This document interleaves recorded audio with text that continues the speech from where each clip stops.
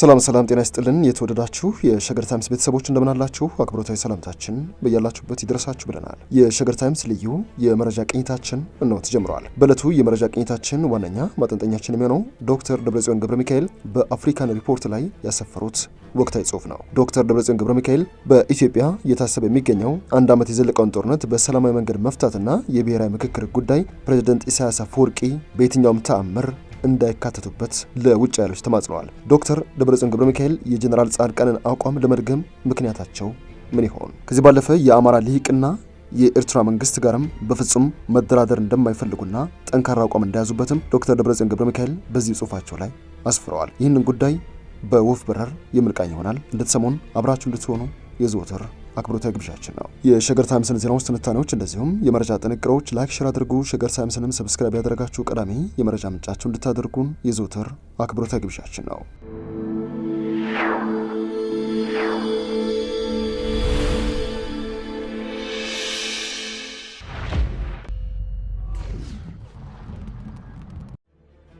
ወደ ጉዳያችን አመራን። የህወሓቱ ሊቀመንበር ዶክተር ደብረጽዮን ገብረ ሚካኤል በአፍሪካን ሪፖርት ላይ የሚያስደንቅም የሚያስቅም መጣጥፍ አስፍረዋል። በዚህ ጽሑፋቸው ዶክተር ደብረጽዮን ከኢትዮጵያ መንግስት ጋር መደራደር ካለብኝና አንድ ዓመት የዘለቀው ጦርነት በሰላማዊ መንገድ እንዲጠናቀቅ ከተፈለገ ከኤርትራው ፕሬዝዳንት ኢሳያስ አፈወርቂና የአማራ ህዝብ ጋር ፈጽመው አንደራደርም የሚል አቋምን ያራመዱት። ቃል በቃል ይህ ጦርነት በሰላማዊ መንገድ እንዲቋጭ ከተፈለገ ኢሳያስ አፈወርቂን ከዚህ ሂደት አስወጥሉን ሲሉ ነው ለወዳጆቻቸው የውጭ ኃይሎች ተማጽኗቸውን ያቀረበውት። የህወሓቱ መሪ ዘለግ ባለው ጽሑፋቸው ከኤርትራም ሆነ በእነሱ አገላለጽ የአማራ ልሂቅ ከሚሉት ህዝብ ጋር የማይታረቅ ደመኝነት ውስጥ እንደገቡም ይፋ አድርገዋል። ከዚህ ቀደም በተደጋጋሚ እንዳቀረቡት ውንጀላ ሁሉ ዶክተር ደብረጽዮን የኤርትራ መንግስት በትግራይ ህዝብ ላይ አሰቃቂ የሚባል የጦር ወንጀል ፈጽሞብናል፣ ለዚህ ደግሞ የአብይ አህመድ መንግስት በግልጽ በመጋበዝ በርካታ ክፍለ ጦሮችን በትግራይ ምድር በማስፈር በጋራ ወግተውናል ይላሉ። ይህ ሳይበቃቸው ይላሉ ደብረጽዮን ከዚህ ቀደም ህወሓት ኤርትራን አስገነጠለብን በሚል ሲከሱ ከነበሩት የአማራ ኤሊት ጋር ጥምረት በመፍጠር ትግራይን ወረዋል፣ ህዝባችን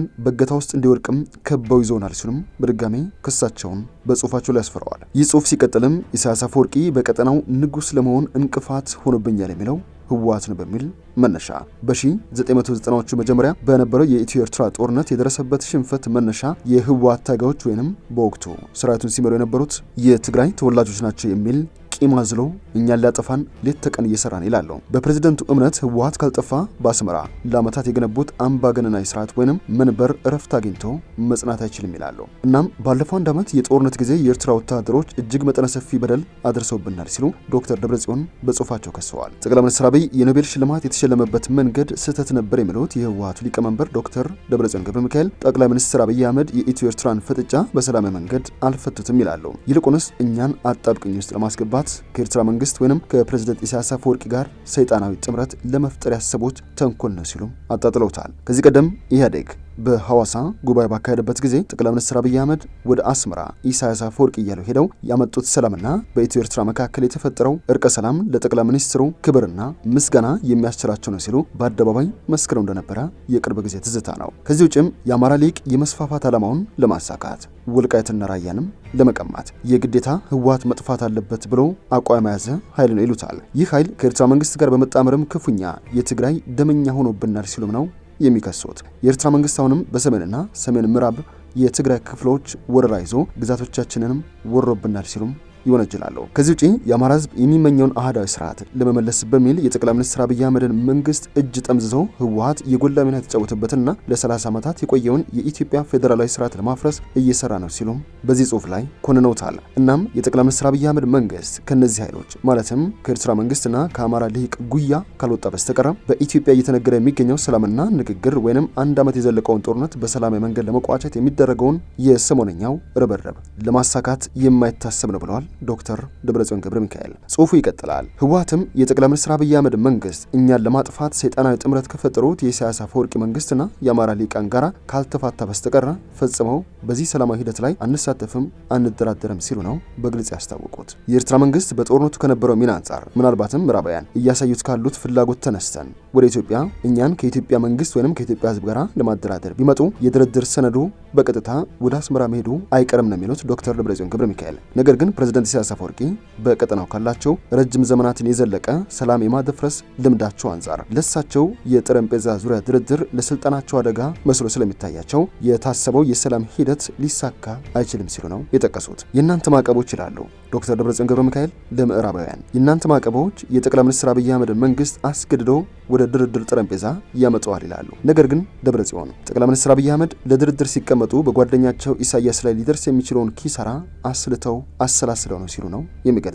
ሰላም ሊመጣ የሚችለው በኢትዮጵያ የታሰበው ጦርነቱን በሰላማዊና በድርድር መልክ ለመቋጨት የሚደረገው ርብርብ ስኬታማ የሚሆንበት ዋነኛው መንገድ በፕሬዝዳንት ኢሳያስ አፈወርቂ ላይ ላደረሰብን ወንጀል ተመጣጣኝ የሆነ እርምጃ ሲወሰድበት ብቻ ነው እንጂ በኢትዮጵያ እየታሰበ ያለው ጦርነቱን በሰላማዊ መንገድ ለመቋጨት የሚደረገው ርብርብ ሊሳካ የሚችለው ፕሬዝዳንት ኢሳያስ አፈወርቂ በትግራይ ሕዝብ ላይ ላደረሱት ወንጀል ተመጣጣኝ የሆነ እርምጃና ቅጣት ሲወሰድባቸው እንጂ በኢትዮጵያ እየታሰበ በሚገኘው በሰላማዊ ድርድር ላይ እንዲሳተፉ በማድረግ አይደለም ሲሉ ነው ዶክተር ደብረጽዮን ገብረ ሚካኤል አፍሪካን ሪፖርት ላይ ባሰፈሩት ጽሑፍ የተማጸኑት። ከዚህ ቀደም ጀነራል ጻድቃን ገብረትንሳኤ የኢትዮጵያ ማዕከላዊ መንግስት ጋር ልታደራድሩን ከፈልጋችሁ በፍጹም የኢሳያስ አፈወርቂ መንግስት በዚህ ሰላማዊ ሂደት ላይ መጋበዝም መሳተፍም የለበትም ሲሉ በይፋ ከሰው ነበር። እናም እየታሰበ ያለው የሰላም ሂደትና ድርድር የአማራ ህዝብ ካልተሳተፈበት ለዘመናት በጠላትነት የሚተያዩት ህወሓትና የኤርትራ መንግስት ካልተግባቡ በስተቀር ከማን ጋራ ድርድሩ ይደረጋል? እንዴትስ ስኬታማ ይሆናል? የሚለው